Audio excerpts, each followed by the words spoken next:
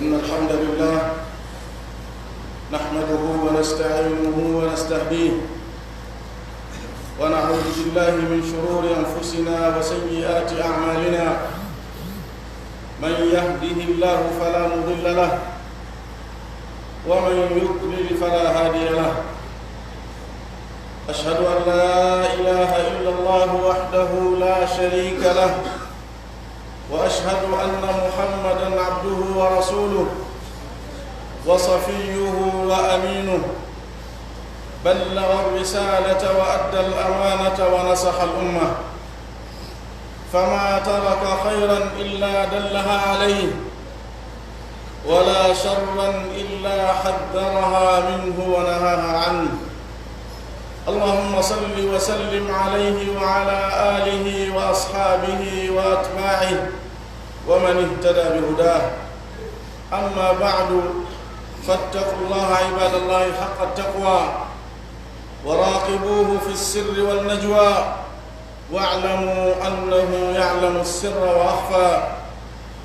يا أيها الذين آمنوا اتقوا الله حق تقاته ولا تموتن إلا وأنتم مسلمون وتقوى الله عباد الله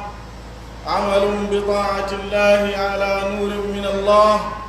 رجاء ثواب الله وترك لمعصية الله على نور من الله خيفة عذاب الله يتي الله سبحانه وتعالى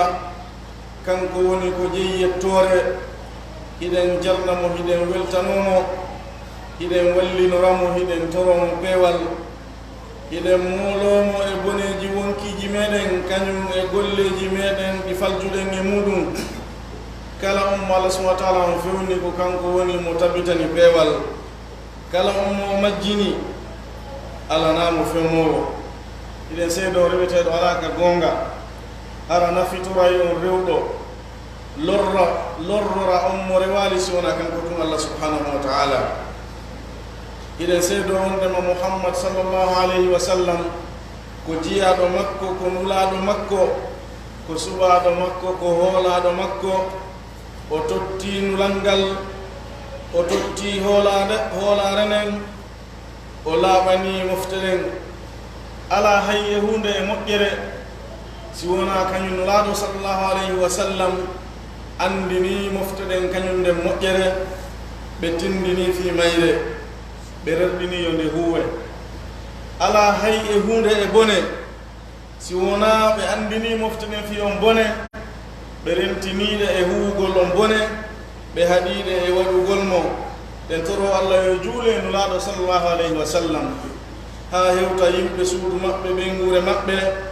haa hewta sahabaɓe maɓɓe e kala joggutuɗo laawol maɓɓe ngol haa ñannde Allah rontilen ndin musidɓe juɓɓe tedduɓe wasiye ɓurɗo himmude mo wasiyondirten on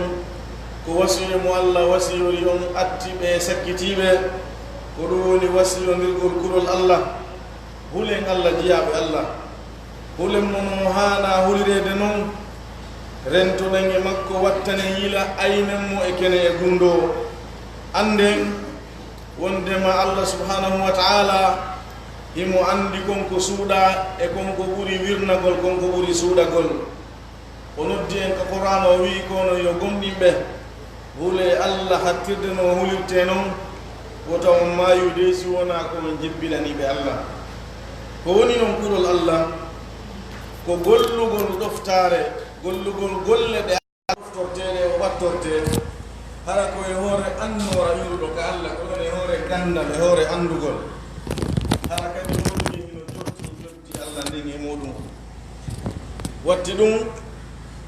woɗɗitagol yeddugol Allah woɓugol yamirore makko e hoore kadi andugol hara ko e hoore gandal o tigi woni pottitade e hoore ɗum kadi hara ko sabu hulugol lette Allah subhanahu wa ta'ala ɗen jiyaɓe Allah tedduɓe Allah ka moƴƴere makko e yurmede makko o moƴƴori e meɗen nemaji buyi o yuppi e meɗen dokke ɗuɗuɗe hino jeeya e ɗum waɗa gollen ɗi sayiji ka moƴƴereji ɓeydete e muɗum ka neɗɗo on ɓeyditorta moƴƴereji koko wiyete mawasimul khairat wa fadilul awqat waktuji ɓurɗi moƴƴude e dow ko wonaɗi kañum sabu Allah no jeeya e ko waɗata kon taggugol taggugum fof o suɓo e muɗum kadi ko faala o hertinira ɗum ɓure no jeeya noon e ɗin sayiji ɓurɗi mawnude e ɗi Allah mawnini o sayi mo wonɗen wuurude e muɗum ɗo ndu lewru suumaye ndu lewru suumaye jeeyaɓe Allah ko lewru ndu fiimum teddi lewru ndu moƴƴereji mum ɗuuɗi lewru ndu barkiji mum mawni dokke ɗen no tiiɗi e mayru Allah tedduɗo towɗon o farli e dow meɗen horugol ñalɗi ndu lewru gila ka fajiri on feeri ha ka nangue muti fi honnu fiyo en heɓu kulol makko ngol fiyo ɗum tabutu ka ɓerɗe meɗen ɗum gonga ka konguɗi meɗen e kuuɗe meɗen jomirawo seni ɗon o wi'i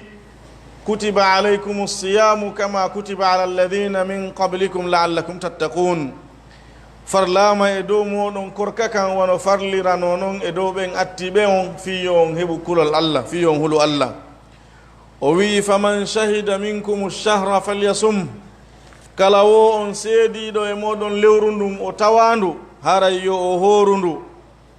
anden noon jiyaɓe Allah wondema ngol kulol fandorangol ndu lewru sumaye kulol Allah ko Allah ɗaɓɓi kon e meɗen e ndu lewru sumaye ɗum heɓorta tun jogitagol bonneɗi sumaye ɗin ñamdu ndun e yarugol ngol e tuyoji ɗin tun ɗum noon hino tawa ɓa ko waɗugol ɗoftare Allah kono wona ɗum noon tun balla buddande neɗɗanke on o gonginta e makko o tabita e nediji l'islam ɗin nediji korka kam bidat o tinno o yawno fiyo ɗum ɗon gongu e alhaali makko on o tinnora ɓantugol wonki makko kin o mawnina fi makki o mawninirinaki hewtingolki e alhaaliji ɓurɗi timmude e nediji o jikkiniraki jikkuji ɓurɗi yottade e ɓurɗi mawnude ko ɗum waɗi si musidɓe julɓe tedduɓe lewru sumaye ko duɗal ka neɗɗo jangata si woni o artiri hakkille makko ɗen ko duɗal imaniyankowal duɗal ka iman heɓoto ɓeydo duɗal needi ka jangete neediji mawɗi duɗal ngal hino janga e muɗum julɗo on jikkuji mawɗi jikkuji tedduɗi jikkuji yiɗaɗi yelaɗi duɗal ngal neɗɗo on hino heɓa e nder muɗum laɓɓingol wonki makko kin woɗɗinaki boneji ɗin doga yaha e moƴƴereji ɗin duɗal ngal neɗɗo o wawata ɓiƴugol wonki mum kin o doolaki ha o heññaki e nder gonga kan hunde ko Allah ɗaɓɓimo kon e muɗum ɗum hino heɓo e ndu lewru e noone no ɗum heɓorta e ko wona ndu kayru ko ɗum waɗi no jeeya e heɓugol hakkil kala wo on seediɗo ndu lewru o tawa naatugol ndu haray no waɗɗimo nde o hittinta o nafitora moƴƴereji ndu lewru heewuɗi o eto o heɓa geɓal mawgal e barkiji mawɗi wondu e ndu lewru o eto o nafitora ko tiiɗi e naforeji wonɗi ɗum e ngal duɗal ndu lewru sumaye hino jeeya noon e ko neɗɗo on jangata e ngal duɗal lewru sumaye laɓɓinangol Allah subhanahu wa ta'ala kala ko wiyete dewal o tigi woɗɗito e kala ko riwi ɗum kala ko lundi ɗum gila e yi'inagol ha e naninagol sabu waɗugol ɗum on yi'inagol ma naninagol ko bonnay ɗum golle neɗɗo on ko ɗum waɗi sinulaɗo sallallahu alaihi wa sallam ɓe maaki innamal a'malu binniyat ɓe maaki golleji ɗin ɗi tabitiri wondema ko annuyeji ɗin ɗi ƴettirte ko ɗum waɗi nde tawno ko annuyeji ɗin neɗɗo on Allah subhanahu wa ta'ala on ƴettirantamo golle ɗen nulaɗo maaki hadith rubba sa'imin laysa lahu min siyamihi illa al-ju' e filla yegoɓe maaki illa al-ju' wal atash ɓe maaki ɗuuɗi e horuɗo tawata hara alanamo e korka makko kan si wona heege tun filla yego si wona heege e ɗonka no ɗuuɗi ko wonata sabu ha ɗum waɗa kono ko ɓuri mawnude kon e muɗum ko si woni golle ɗen ɗe laaɓanali Allah subhanahu wa ta'ala hara wona fi makko tun ɗe waɗira wono noon kadi taskoɗen konngol nulaɗo ngol sallallahu alaihi wa sallam kaɓe maaki rubba qa'imin laysa lahu min qiyamihi illa sahar ɗuuɗi e darotoɗo jemma juula woni suumaye woyna nder suumaye tawata hara ko mari geɓal e julde makko nde wo ko hirde nden tun angal ɗanagol ko ɗum waɗi sino waɗɗi neɗɗo on nde o lotata ɓernde makko nden o tasko nder ton o heɓɓito ko yuppiti kon o hefta o hoore makko o wawa artirde hoore makko e laɓɓinalngol Allah dendanalngal dewal tentini o zaman mo wonɗen ɗo lewru sumaye hino janna en ɗum no jeeya e duɗal ko jangete e duɗal sumaye wondema neɗɗo on o ekkitoto e nden ndu lewru ɗo o wowtay e mayru renugol wonki makko kin o wowtay e mayru ñinnugol ki e alhaaliji ɓurɗi moƴƴude ɓurɗi labeede no jeeya e ko neɗɗo on heɓata e muɗum woɗɗingol wonki muɗum kin e jikkuji bonɗi e jikkuji kanuɗi ñidduɗi gila e wowlugol fenande ha e gollitirgol fenande ha e façon ɗinagol ko ɗum woni yaltugol e ɗoftare hara noon ɗum ɗo koko wiyete façon ɗinagol hino mofti kala haɗore arde ka deftere Allah kañum e ka sunna nulaɗo sallallahu alayhi wa sallam ko ɗum waɗi nulaɗo alayhi salam ɓe mofti ɓe jumli ɗum e konngol daɓɓol ɓe maki man lam yada qawla zuri wal amala bihi falaysa lillahi hajatan fi an yada ta'amahu wa sharaba ɓe maki mo accitali wowlugol fenande e gollitirgol ɗum fillayegoɓe watti ɗon wal jahal e majjere ko woni majjere ko kala ko wopi ko Allah yamiri kon ko majjere ɓe maki mo accital ɗum ɗon Allah haaju mum ala e ko accitata ñamdu makko e jaram makko ko ɗoni ko horata kon haray ko fus ala nafa ala mana ala ruh haray no way wo ɓandu neɗɗo si waliki hara wonki ala e makko on ɗon ɗe gandi o wiyatake hande kadi e hino ɗo kaarijo wono noon si ɗum ɗa accaka e nder suuma on wiyatake korka neɗɗo on si woni fure o walike ko fure o wiyete o wiyatake kaarijo hande kadi korka kan kadi si woni nediji makka on timmali ko ɗaɓɓireɗa kon e muɗum a timminali haray wona horuɗo wiyete ko ñallirɗo wono naɗo makiri ɗon alanamo e korka kan si wona heege gen e ɗon ka kan wono ɓe makiri ɗon Allah haaju mum ala e ko o wallinta ko ñamdu makko ndun e jaram makko ɗam nulaɗo sallallahu alih w sallam ɓe maaki assawmu junna ɓe maaki korka kan ko wirgo korka kan ko heedo ko hoggo hewete howete hiwe wirne e honnu howa e argol e honnu renama e honnu renama e geddi wopugol Allah ɗum ɗon adde honnu renugol ma e lette Allah ɗen e tikkere makko nden wonoye sabu daɗa ɗum ɗon ñande dargal ko ɗum karama goɓɓen no firiri junna on ɗin konguɗi ɗon ɗiɗi noon nuraɗo sa sallam ɓe maaki si woni ñalande korka goɗɗo e moɗon haray wo taw arko wiyete rafas ko ɗum woni ko rendigu e kala ko addata e ɗum ɓe maaki wo taw waɗu fasiki yagal musidɓe julɓe tedduɓe anden noon koko wiyete jour ko hadis on haaɗi en kon ko jeeya ɗum e ɓurɗi mawnude e mawnuɗi ɗi haɗa ɗen ɗin wono nuraɗo sallah sallam ɓe makiri noon ala unabbi'ukum bi akbaril kaba'ir on accata mi tindina on ko ɓuri mawnude e bakkatuji mawɗi ɗin sabaɓe maaki men acce nuraɗo tindin men nuraɗo sa sallam janti seeɗaji e majji on saɓe maaki ala wa qawlu zuri wa shahadatu zur ɓe maaki ande hino tawa e muɗum wolugol fenande e seedagol fenande sahabajo filli ɗon o wi nuraɗo laatino hiɓe soɓɓindi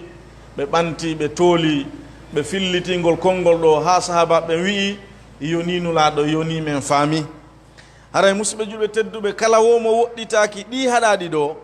haray yo andu korka makko kanka ala batte ma ɗum batte on ko lowɗo ko ɗoni batte on jasay embere no o waɗɗori noon ɗi haɗaɗi ɗo ɗum hinoya ha riwa baraji ko on nder ton kon fof haray no jeeya e lewru suumaye ko jannata en tabutugol e ɗi neediji ɗo woɗɗitagol fenande e gollitirgol fenande e woɗɗitagol kala majjere hino jeeya e duɗal suumayengal ko jannata e musidɓe julɓe ɓantugol wonki muɗum kin towna fi makki ittaki e kala ko wiyete jayre naɓake kala ko wiyete timmode e kala ko wiyete hunde timmude hunde labande hunde towunde darja ɗum noon woni telen maka dewe woni telen maka jikkuji moƴƴi amma telen maka dewe neɗɗo hino accita ñawete muɗum no accita jaram muɗum no wallina tuyo muɗum e hoore himo hatojine ɗum tentini feno kange nange wuli ɗo himo hatojine ɗum fota kono o ɗoftora Allah accitirgol ɗum accutugol ɗum o accitira ɗum netanagol Allah yankinanagol mo ɗoftagol mo jebbilanomo jaɓugol yamirore makko sabu accutugol ɗi piiji ɗo accugol ñamete mum jaram mum hoora ko hasi kon wonata si wona fi Allah sabu neɗɗo on hino wawi suuɗade o ñaama kono si o ronki waɗude ɗum ɗon haray ko tawde ko Allah woni ko reeni ko Allah woni ko huli wowtugol ma ɗum noon hulugol Allah reena Allah ara e ɓurɗi moƴƴude ɗin ko ɗum woni ko Allah ɗaɓɓiri hen e ka korka ko ɗum waɗi sikko nokku ka jangueten ko duɗal ko ɗum waɗi hakke ko ɗum ɗo woniri noon Allah suɓi korka kan e nder dendanagal dewe ɗe o farli ɗen ɗe o sarrini ɗen o wi ɗum ɗon ko kanko jeeyi joli e makko nulaɗo sallallah alih wa sallam ka o filli immorde Allah Allah wi'i golle ɓiɗɗo adama o fof ko kanko jeeyi si wona korka kan ɗon ko min jeeyi mi yoɓaymo noon kan korka ɗon amma sen ari telen maka jikkuji ɓawonde neɗɗo on jangude pottitagol jikkuji bonɗi ɗin duɗal suumoye ngal no jannamo ko yawti ɗon na innugol tuya iwu ka deppiɗa ɗon ka leydi ma wota wonu ka nder leydi wiyete kañum ya ɓanto neɗɗo no jangga e suumoye ko wiyete muñal accutugol ñamugol yargol ɗum ko yondinare neɗɗo no jangga ko wiyete yaafagol yondinagol e neɗɗo toñuɗo ɗum muññanomo yejjitanamo hara ko toñuɗo jaggutuɗo e maɗa on mo tawata hara islam on no newinanma ya yettomo Allah wi faman itada aleykum fa'tadu alayhi bimisli ma atada aleykum kala wo on jaggutuɗo e moɗon o toñi on onon kadi yotte Allah wi yottagol ngol tode jaggitere sabu innirgol hunde nen aslu mere on sabu ko nde waɗira kon o wi jaggite e makko embere ko jaggite mon kon kono noon ɗo ka sumaye ɗo sumaye no jannayi yon feƴƴi ɗon ɗum ɗon no dagina kono sumaye no jannayi yon iwɗon ƴawen dow wonen ko alhaali ɓurɗo timmude ɓayon fof meɗen ko firdaus ala on woni ko wonɗen e ɗaɓɓude Allah subahana taala on yeɗu en ko sabu ɗum si ari ka mako nulaɗo sallallahu alayhi wa sallam kaɓe maaki wondema neɗɗo on si o woni hooruɗo ñalande tawata himo hoori si woni goɗɗo yennimo na ɗum yani e makko fiyoɓe piiru yo wiwde min komi neɗɗo hooruɗo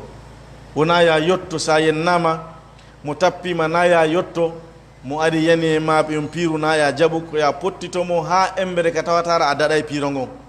kono ɗo islam woni ko ɗaɓɓire musidɓe juɓɓe tedduɓe ko hewti gollen e ka ɓuuri towude laaɓal hewtina en ka ɓuuri towude jikku moƴƴo sabu kono towirɗen e jikkuji ɗi o ɓurduɗen ɓattagol Allah ko ɗum waɗi si Allah ko mantiri nulaɗo on ko jikku moƴƴo o wi'i wa innaka la ala khuluqin adim hara noon o jikkuɗo muññagol toñuɗo ɗum yaafo jaggutuɗo e mum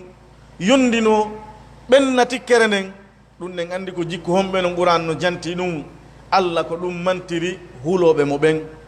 o wi'i aljanna on o iddat lil muttaqin ka surat al imran o janti sifaji maɓɓe ɗin ha o wi'i wal kadhimina al ghayda wal afina anin nas hara o jikkuɗo ko jikku huuloɓe Allah ngol kulol Allah noon ko ngol woni ko ɗaɓɓira ɗen ko ngol woni ko fandora ɗen e horugol lewru sumaye hara musidɓe julɓe no jeeya no jeeya e ko jangeten e ngal duɗal sumaye mawningol e tokkodirangal hakkunde meɗen e Allah subhanahu wa ta'ala hiɗen jangira ɗum e ndu lewru ndu ino jannira hen ɗum rerɗingol ɗen e jantagol Allah tindingol ɗen e hittingol e ɗum eppale hiɗen haton jini e ɗum yo alhaali meɗen on e Allah ɓeydu moƴƴude yo relation men on tokkodiral men ngal yo ɗum ɓeydu tiiɗude mo ɓe meɗen no haton jini e ɗum ɓuri ko haton jini kon e ñamete e jaram sabu ko ɗum woni ko ɗum woni aslu ko wiyete kon tabital ko ɗon woni tabital ka heɓorta ko ɗon woni deeƴere woni ka heɓorta tabital e deeƴere ko ɗum woni gurdam moƴƴan Allah noon ko ɗum fodi gomniɓe ɓen golli ɓen golleji moƴƴi o tigi o woni duyiɗo o woni suddiɗo Allah wi'i ka Qur'an ala bi dhikrillahi tatma innul qulub ande faamon wondema ko jantagol inde Allah nden ɓerɗe ɗen deeƴirta hakke ko fi ɗum mawni Allah wi fadkuruni adkurkum jantelan mi janto on ko ɗoni on jantotolan tum mi janto on nulaɗo sallallahu alaihi wasallam fillike immorde Allah ka Allah wi si jiyaɗo makko on jantike mo e mbatu Allah wi mi jantoto o tigi e mbatu ɓurgu ngu mbatu ɗon mawnude hare ko non woniri musidɓe julɓe tedduɓe o Allah subhanahu wa ta'ala hino janna en eɗen ndu lewru ittugollen e ka ɓuri jasude toon naɓa en ka ɓuri mawnude ɗon o naɓa en ha enen e makko tokkodiren tawata hara a nodday mo tun o notoma a torotomo tun o okkore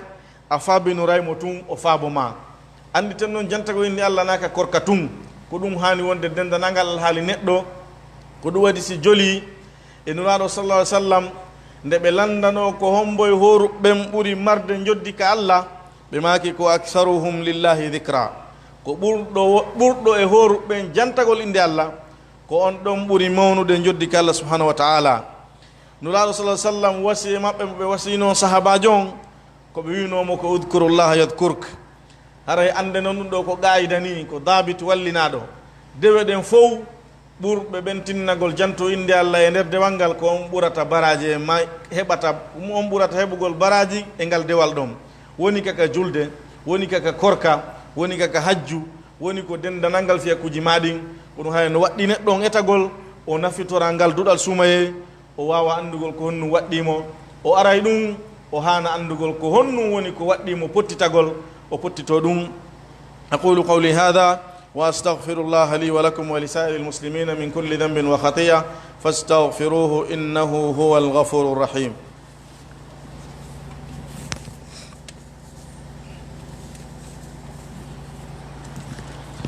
الحمد لله على إحسانه والشكر له على توفيقه وامتنانه وأشهد أن لا إله إلا الله وحده لا شريك له تعظيما لشانه وأشهد أن محمدا عبده ورسوله الداعي إلى رضوانه خير من صام وقام وتعبد لربه وأناب صلى الله عليه وعلى آله وأصحابه وأتباعه مسبة جلبة تدبين يتي الله سبحانه وتعالى إدو دندنانغال مؤجري مكو hiɗen jarnamo e dow hawrindi gollen e rewugolmo e dow tabiti gollen e sunnanulaɗo on sallallahu alaihi wasallam hiɗen seedow ko kanko tun woni ko handi e dewal hiɗen seedow Muhammad sallallahu alaihi wasallam ko jiyaɗo makko ko nulaɗo makko o noddi e wela e Allah kanko woni ɓurɗo moƴƴude e horuɓe e dariɓe juuli kanko woni ɓurɗo moƴƴude e ɓen rewɓe joomi muɗum tuubi rutti ɗen toro Allah yo juulo e makko ha yota yimɓe suudu makko e sahabaɓe makko e kala jokkutuɓe lawol makko jiyaɓe Allah hulen Allah wota en wopumo anditen mo huli Allah Allah malinaymo o dandamo kala wo on wopuɗomo o hawray e tikkere Allah nden Allah malkisinaymo jomirawo wi'i ya ayyuha alladhina amanu ittaqullaha wa qulu qawlan sadida yuslih lakum a'malakum wa yaghfir lakum dhunubakum wa man yuti' illaha wa rasulahu faqad faza fawzan adima Allah noddi en e kulol Allah o yamiri en wolu konngol moƴƴol o fodi en e ɗum moƴƴina gollen alhaaliji meɗen ɗin e golleji meɗen ɗin o okka en joddi mawdi musidɓe julɓe tabiten e ko diina meɗen kay yamiri kon rerɗen e heɓugol welaye joomi meɗen tinnoɗen yeccoɗen e laɓɓingol wonkiji meɗen tinnoɗen yewnoɗen e ɓantugol jikkuji meɗen hewten e ɓurɗi towde ɗin jeyaɓe Allah mawniniren e labiniren suumaye men on korka men kan hunde nde hino ɓanna en ka Allah subhanahu wa ta'ala ko ɓuri mawnude non e ɗum ko janngugol alquran tabutuno e alhaalinoɗo sallallahu alaihi wasallam jibril araynoɓe nder lewru suuma e kala jemmare ɓe o dartinaɓe qur'an on o rewtinaɓe ɗum ko sunna maɓɓe num hitande ɓe ɓe heɓayno e nder suuma e on tippinande wondude jibril hitande nde ɓe feƴƴine muɗum nden suuma e mo ɓe sakkiti horude on o arno o dartiniɓe qur'an on laabi ɗiɗi ɓe heɓi tippinande ɗiɗi jeyaɓe Allah tedduɓe tinnoɗen yewnoɗen anditen ko e moƴƴere koye zaman moƴƴere tereti moƴƴere wonɗen en fof meɗen hiɗen andi ka feekuji aduna ndu lewru ɗo hittinte muɗum haray tinnoɗen kadi haɗaka ɗum ɗa kono watten ɗum ɗa ɗon hawtodiren moƴƴere aduna nden e moƴƴere lahara nden moƴƴoren e okkitirgol jawle meɗen nden anditen nulaɗo sallallahu alaihi wasallam ko jeyanoɗo e ɓurɗo moƴƴude ɓurɗo okkude kaɓe ɓurayno noon okkude kadi koye nde lewru sumaye wa kana ajwad ma yakun fi ramadan wono ibne abbas fillori noon e to ɗen ñentine nulaɗo sallallahu alaihi wasallam e ɗum ɗo rerɗen e huntingol horuɗo anditen wondema nulaɗo maki alayhi salatu wassalam kala wo on huntinɗo horuɗo haray himo mari embere joddi makko ndin ɗuytantake horuɗo on hay e hunde ɗuɗɗinoren julugol e nulaɗo sallallahu alaihi wasallam anditen nulaɗo maki mo juuli e maɓɓe juulande wotere Allah juulay e makko nde laabi sappo allahumma salli ala muhammadin wa azwajihi wa dhurriyyatihi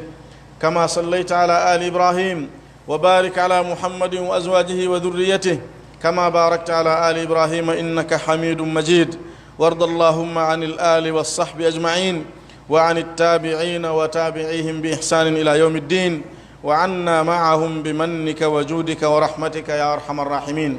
اللهم أعز الإسلام والمسلمين وأذل الشرك والكافرين ودمر الطغاة والملحدين وسائر أعداء الدين، وانصر عبادك الموحدين. اللهم آمنا في أوطاننا وأصلح ولاة أمورنا، واجعل ولايتنا في من خافك واتقاك واتبع رضاك يا رب العالمين. اللهم آت نفوسنا تقواها وزكها أنت خير من زكاها، أنت وليها ومولاها. ربنا تقبل منا إنك أنت السميع العليم، وتب علينا يا مولانا إنك أنت التواب الرحيم. اللهم اجعلنا لك ذاكرين، لك شاكرين، لك أواهين منيبين، لك مخبتين. اللهم تقبل توبتنا واغسل حوبتنا وأجب دعوتنا وثبت حجتنا واسلل سخيمة قلوبنا. اللهم لا تدع لنا ذنبا إلا غفرته، ولا هما إلا فرجته، ولا كربا إلا نفسته، ولا حاجة من حوائج الدنيا لنا فيها صلاح إلا قضيتها وأعنتنا على قضائها ويسرتها بتيسيرك وباركت فيها يا أرحم الراحمين. اللهم اغفر لنا ولوالدينا ولوالديهم ولذوي رحمنا ولمشايخنا ولمن له حق علينا ولمن لنا حق عليه. عباد الله، اذكروا الله ذكرا كثيرا وسبحوه بكرة وأصيلا، وآخر دعوانا أن الحمد لله رب العالمين.